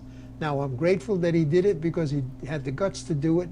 He didn't care. And by the way, he did take a lot of flack from wise guys in the office. One guy told him if his name wasn't Romita, he would need be working at Marvel. Well, that's not fair. But I do appreciate his point where it's like, there are guys around me where their kids try to get in and they fail, and then that strains the relationship, and I'm like, oh, great. I don't want that to happen to me and my kid. So I guess it's not so much for that he didn't, like, limiting the favoritism, but just making sure, okay, you did it on your own, and whether you pass or fail, at least we can say at the end of the day, I did not contribute to it. Well, yeah, I guess I can see that point. And plus, I guess for Junior, it would feel better to get in there on your own and on your own merit. At least I would for myself, like personally. If my parents worked at a publishing agency, I would not feel like I earned my spot if they gave me like a little bit of a helping hand. I would prefer to get it in my own way, even though it would be harder, but at least I can say at the end of the day, I got in on my own merit. I didn't need Pops to help me out there, so. And he took it on the chin. He didn't punch anybody. He just smiled his way out of it. And John's a big guy. And he could have laid out the guy who said that, I'll tell you that. Now, I'm very proud, let me tell you, I'm more than proud of him. He didn't have to be a carbon copy of anybody. He was himself from the day he started drawing. He says he was trying to draw like me. Never came out like me. It was always him. And that is something very important, because most of the failures were the guys that could do a drawing like their dad, but not anything else. John Romita once said he regretted not being born 5 years earlier, so he could have been part of the first generation of comic book artists. He certainly made up for lost time. His elegant artwork and dynamic storytelling turned a quirky, idiosyncratic teen hero into a pop culture icon. His flair for character design helped create some of Marvel Comics' most enduring heroes and villains, and he did it with grace and class. John Romita Sr., a legend and a gentleman. Next time you visit your local comic... All right. Got a little bit more interview there. All right. So here we got watch Dark Knight comic book artist John Romita Jr. draw Batman. Artist Alley. All right. We get to see him draw.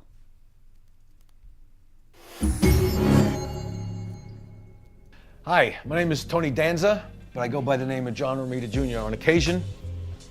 I'm a cartoonist, and I laugh about being called a cartoonist because when I was coming out of school, I called myself an artist, and people would say, what kind of art do you do? Well, I draw Spider-Man. Oh, so you're a cartoonist. Well, now that I'm a cartoonist, people say, what do you do? And I draw Batman and Superman. Oh, you're an artist. Go figure. It is interesting how the feelings have shifted about comic book art. Start doing Batman here. I'm good. There's an old story that Michelangelo once explained his work by saying, I'm going to remove everything that doesn't look like the statue of David. So that's what I'm going to do. I'm going to do everything I can to remove all the paper that doesn't look like Batman on this. And I start off drawing this with the side of the pencil. I use my hand this way because I have a broken wrist and it's very difficult to draw this way all the time. So I use the side of the pencil and I use the hand this way. And occasionally I get it right. And the good thing about doing this a long time is you tend to know where to go instead of experimenting. Now, if I have to use an eraser on this, I'm going to be embarrassed because I think I know what I'm doing here. Batman's Batarang, I've decided to make it a little bit larger than normal for effect in this. And Batman's costume changes as the wind blows, by the way. The constant with Batman is the mask, the cowl, and the cape. But they change, and interestingly enough, you can't change it too much. Like you can't change Superman too much. If you change it, it's a brief amount, and because corporate says these are international iconic characters, interplanetary iconic characters. They have to be what they are, eventually go back to what they are. And that's not a problem, but as long as you can get something, a little variation on it. So the cowl, the cape, and the ears, the big bat ears, and you're okay to go. And I always thought that I said to people when they asked me what the greatest character of all time was, I said I always thought it was Spider-Man, and now I'm working on Batman, and now I understand why people consider it the greatest character of all time. Even better than Superman, because Superman was difficult, and that he was always perfect. But Batman, this is such a great, great character. Didn't realize it until I was working on it.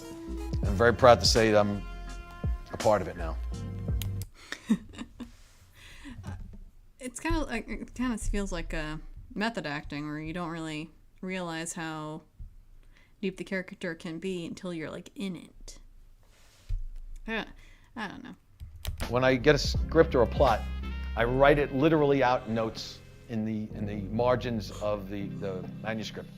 And those notes are generally reminders of what I see when I'm reading the plot. The writer will give me a suggestion. I'd say dialogue sometimes too, but it's the suggestions from the writer. And I see in my mind's eye what I want to do with that little vignette, and I write notes. I also have to give myself directions because the dialogue dictates order of positions of the characters. Writers don't always consider that you have a conversation going on in a room or during a battle, they have people cross-talking. And unless you're in Japan where you read right to left, you have to adapt the storytelling for that. So in my notes on the script or the plot, I will tell Batman talking to Superman, left Batman, right Superman, so to speak, so that I know the conversation is going left to right. And I tend... Well, and also, I guess, to plan out where the speech balloons are going to go, because you gotta give enough space where you can have the text there without blocking too much of what's going on in the artwork. And that has been like a struggle that Martin and I sometimes have with certain panels, like where is the balloon going to go, because and depending on the position of where the characters are, it can be a little difficult to figure out where it should be positioned or how we should do the whole back and forth with the balloons. I tend to lean heavily on that because then the story makes sense and I don't have to rely on a balloon placement that crosses. This guy's talking, sometimes that happens. So I write it all out in notes. And when I start to put pencil to paper, the weight of the storytelling, the majority of the storytelling is gone. I'll only alter it slightly if I'm in the middle of something and I say, you know, I have a better idea for that. And then I will just adapt it with some more change of storytelling, an angle or a position of a character. And then, of course, I'll see something I don't like the next morning. I'll go down and look at what I've done the previous day. Oh, damn. Whoosh, whoosh. Rip it up. Start over. All right, I'm going to polish. I feel that sometimes. It's like, for me, it's like I write something and I think it's so amazing, and then the next day I look at it and it's like, what the hell is this shit? Delete the whole thing. This puppy off with a little bit of 2B leads, because even though I have it in this pencil, I can take this 2B baby and put it into my robot pencil, because he's got so much black in his costume. And we did that All-Star Batman issue where everything was out in the middle of nowhere. Couldn't hide, you couldn't color him in shadow. And there is something to be said about shadows in Batman, but boy, oh boy, when you have nothing to hide under, it's not easy. Okay, I'm gonna sign this baby down at the bottom where nobody can see my name. Hopefully the inker can make it look better. Yeah, just okay, I'm gonna pick this spot and I'm gonna sign how I usually sign my name, which is JR, which is an interesting story. I'm not really a junior. My middle name is different from my father's. And I got called Junior because it was a derisive way of referring to a little guy at an office. There were a lot of Johns that worked in the office. Literally names were John, not Johns. And there was John Buscema worked up there, my father, John Romita, John Verporten, and I was Little John. So instead of calling me Little John, they called me Junior because it was JR. And John Romita Jr. stuck, and now it's the way I sign, just JR. It's quick. So there's that. Somewhat funny. There's two different Heathers at our workplace now. There's me and another Heather. So our coworkers tried to come up with a way to differentiate us, and I am H2O, and the other Heather is just H3. Why is there no H1? That's kind of the joke.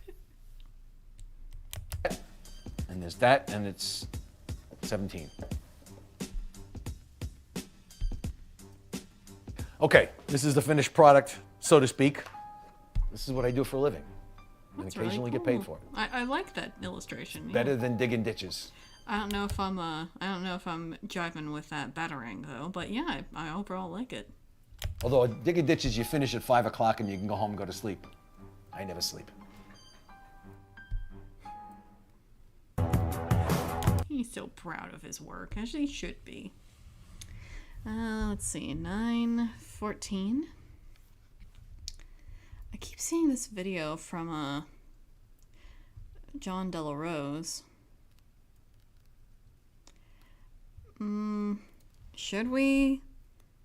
I don't know, because it's like, I'm curious to see what he has to say. Well, because it's related to the topic, and I have no idea where Romita stands on a lot of some of the comic book cultural bullshit drama. But it's like, should I? No, I don't think I will.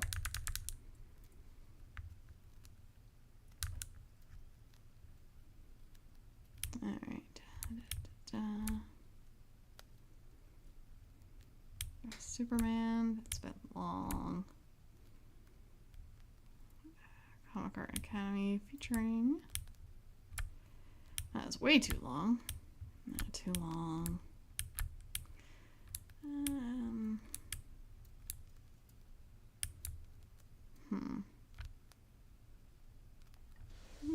John Romita Jr. on Stan Lee. Let's see what this is.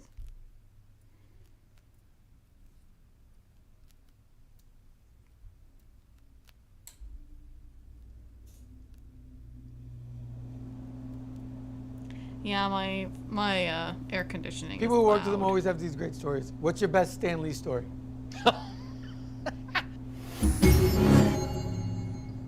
It's a great story that my father told me about Stan, because Stan and I know him, I worked with him, although he always forgot my name until I started working with him. But How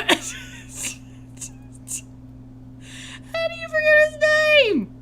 First off, you work with, like, what, 10 different Johns? And secondly, it's the same name.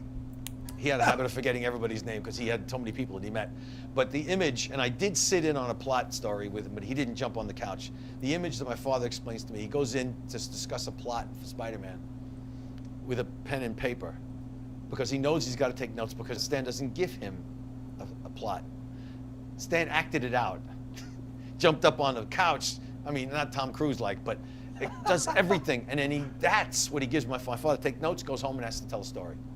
So the image of Stan Lee jumping around the office, explaining what's going on. It's got to be this guy. He's got to jump here. Those are the ones that make me smile. Because I imagine my father, very, very close to the vest, conservative kind of a person. Not politically, is in that he's just not very outward that way. Not very colorful. Stan was the colorful one. And he would say, this is what you got to do. And then my father would do the art. No, we got to do this, this, and this.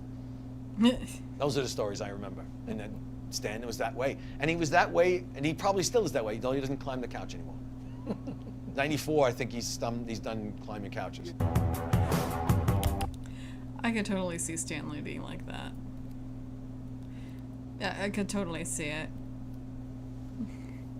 Because, yeah, I think Stan Lee comes across as one of those kind of guys where you either love working with him or you kind of sort of hate working with him, despite how famous he is. That's the vibe I get from all these different interviewers talking, or all these different people talking about Stan Lee. But you know what? Let's just take a little clip of the Comic Book Greats video.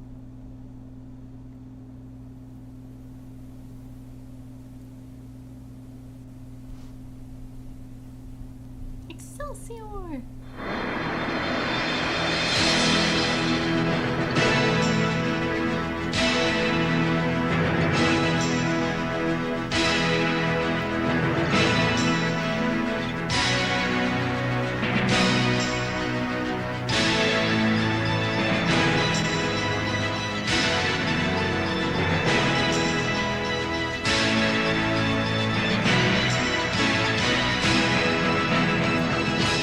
Hi, heroes. I'm Stan Lee.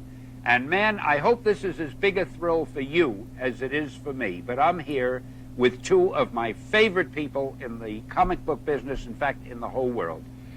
Ring-a-ding Romita, who hates that nickname, Johnny Romita, and Johnny Romita Jr., and I'll kill him for wearing that red shirt and getting all the attention here today.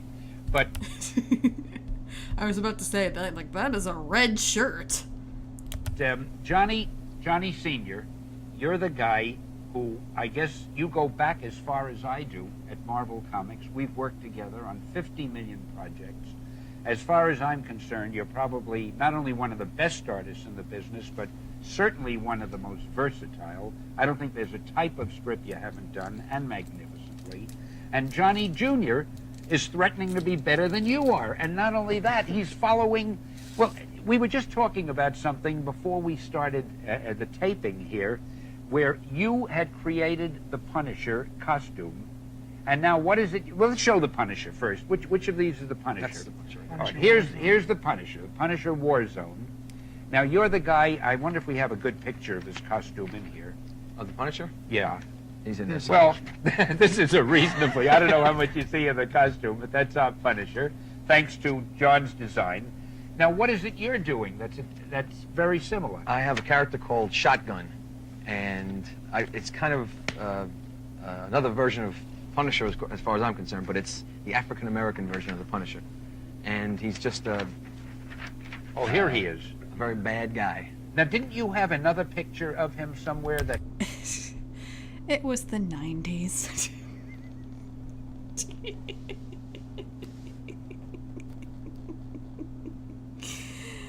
Ooh.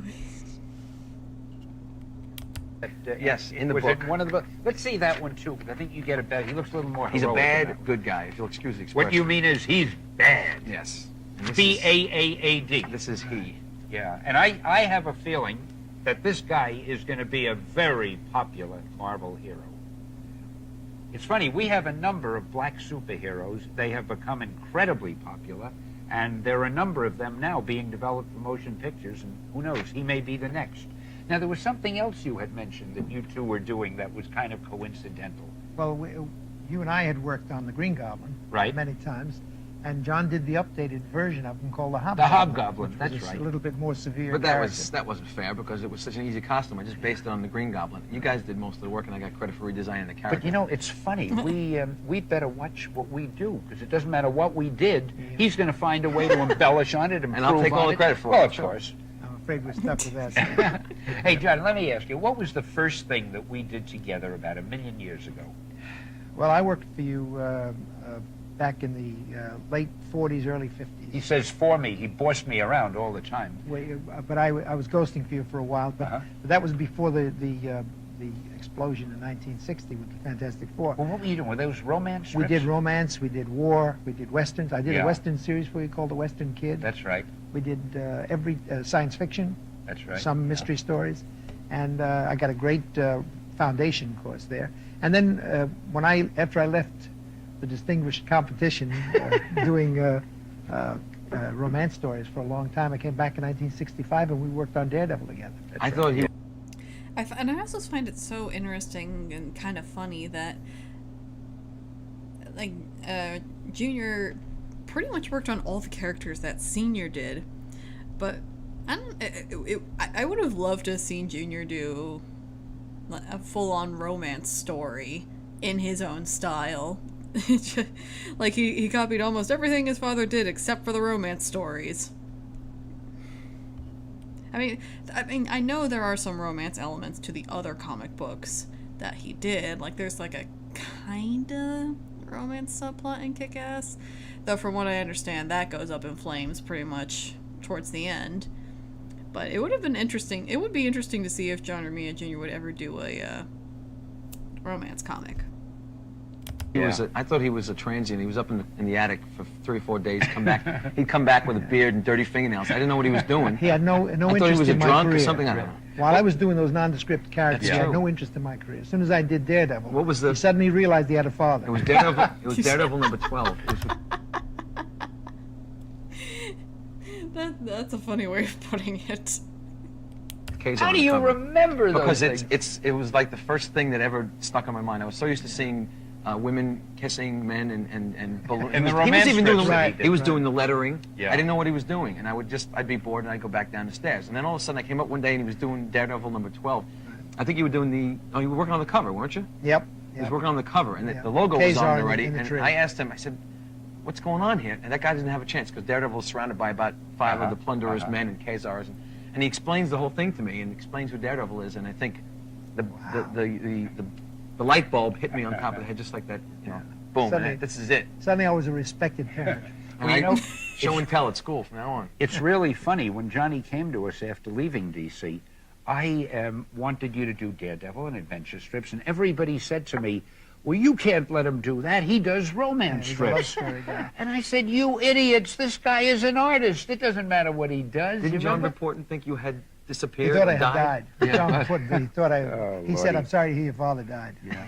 Well, you know, and then, remember Steve Ditko had been doing Spider-Man magnificently, and then when he decided he didn't want to do any more Spider-Man, and we had to look around he was just tired of Spider-Man, we had to look around for another artist. Well, that's one way to say it. Who did I pick? I figured, well, there's one guy I can always depend on, John Romita, and again, everybody said, John draws these handsome, heroic characters, these real macho-looking, great-looking guys, and here Peter Parker is just kind of a wimpy, nebbishy, nerdy kid, and you can't have John do that. He'll ruin the script. And Steve Ditko is so stylized, and John's style is so different. And I guess I guess that's what's so really great about me. I said I want him to do it. And do you remember the first... Good old humble Stanley. I think we'll pause it there, and then I'll link you guys the rest of the interview so you can watch it for yourselves. Put that back in there. But yeah, I hope you guys enjoyed covering two artists like that. This went a lot better than the last time I tried to do two artists in one stream. But yeah, I hope you guys learned a lot. I hope you guys had fun along with me. If you liked this stream, be sure to give it a like, give it a share, leave a comment, and I will see you all in the next one. Bye.